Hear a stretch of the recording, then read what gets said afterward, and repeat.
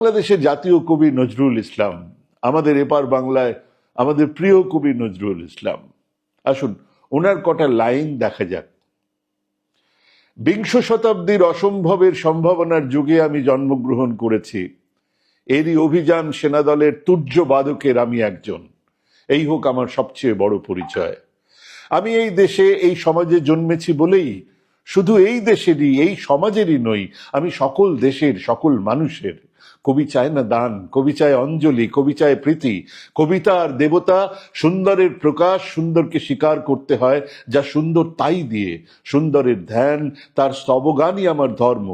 তবু বলছি, আমি শুধু সুন্দরের হাতে বীণা, পায়ে পদ্মফুলি দেখিনি, তার চোখে চোখ ভরা জলও দেখেছি। শ্মশানের পথে, গোরস্থানের পথে তাকে ক্ষুধাদীর্ণ মূর্তিতে ব্যথিত পায়ে চলে যেতে দেখেছি।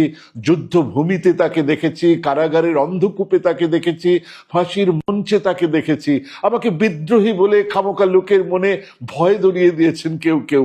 এই নিরীহ জাতটাকে আছড়ে কামড়ে তেড়ে নিয়ে বেড়াবার ইচ্ছা আমার কোনোদিনই নেই। আমি বিদ্রোহ করেছি, বিদ্রোহের গান গেয়েছি অন্যায়ের বিরুদ্ধে, অত্যাচারের বিরুদ্ধে, যা মিথ্যা, কলুষিত, পুরাতন, পচা, সেই মিথ্যা সনাতনের বিরুদ্ধে, ধর্মের নামে ভণ্ডামি ও কুসংস্কারের বিরুদ্ধে।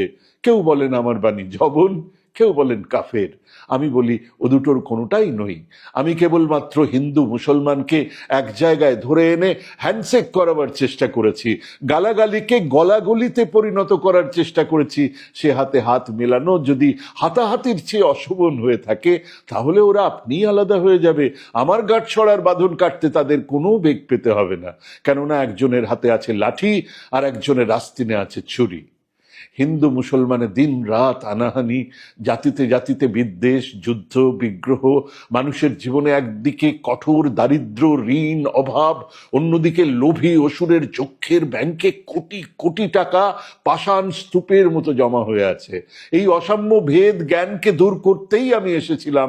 আমার কাব্যে, সঙ্গীতে, কর্মজীবনে অভেদ সুন্দর সাম্যকে প্রতিষ্ঠিত করেছিলাম। আমি যশ চাই না, খ্যাতি চাই না, প্রতিষ্ঠা চাই না, নেতৃত্ব চাই না। জীবন আমার যত দুঃখময়ী হোক, আনন্দের গান, বেদনার গান গেয়ে যাব আমি, দিয়ে যাব নিজেকে নিঃশেষ করে সকলের মাঝে বিলিয়ে, সকলের মাঝটার মাঝে আমি বেঁচে থাকব।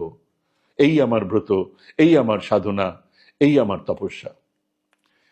কিন্তু যে মানুষ নজরুল পড়েন সেও ভুলে যান এই কথাগুলো, মেতে ওঠেন মৌলবাদের উস্কানিতে।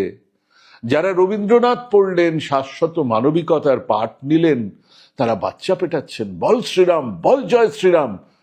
মাঝে মধ্যে ইতিহাস চর্চা করা ভালো। ভালো দুটো কারণে। এক, ইতিহাস ভুলে গেলে তার পুনরাবৃত্তি ঘটবেই। Those who forget the history are condemned to repeat it. দুই, কিছু মানুষ আছেন যারা ইতিহাসের নামে তাদের ইচ্ছে মতন যা খুশি তাই বোঝাতে থাকেন, সেটা বিপজ্জনক। তাই আজ একটু ইতিহাস ঘাঁটা যাক। মাঝে মধ্যেই দেখবেন আরএসএস, বিজেপির লোকজন, ইসলামী কট্টরপন্থীরা, মৌলবাদীরা, তারা বলেন হিন্দুরা কি হিংস্র, ইসলাম কি হিংস্র। হিন্দু মৌলবাদীরা, আরএসএস, বিজেপি বলছেন ইসলাম কি হিংস্র, তাদের রাজারা, সম্রাটরা কি হিংস্র, কি অত্যাচারই না চালিয়েছে। হিন্দু দেখেছে আর মাথা কেটেছে। এবং সেসব বলতে গিয়ে সবচেয়ে আগে যার নাম বলেন সে হলো চেঙ্গিজ খান।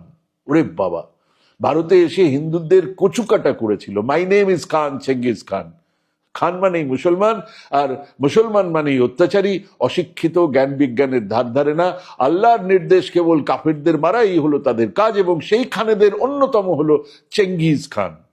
আইটি সেল থেকে তথ্য পৌঁছে দেওয়া হয়, তারপর সত্যিকারের অশিক্ষিত ভক্তের দল বা ধান্দাবাজি করার জন্য জুটে যাওয়া পাবলিক এই তথ্য গোল গোল চোখ করে এমন বর্ণনা করবে যে মনে হবে উরিব্বাস, সে নিজেই হাজির ছিল, চেঙ্গিজ খানের সঙ্গে সেলফিও তুলেছিল।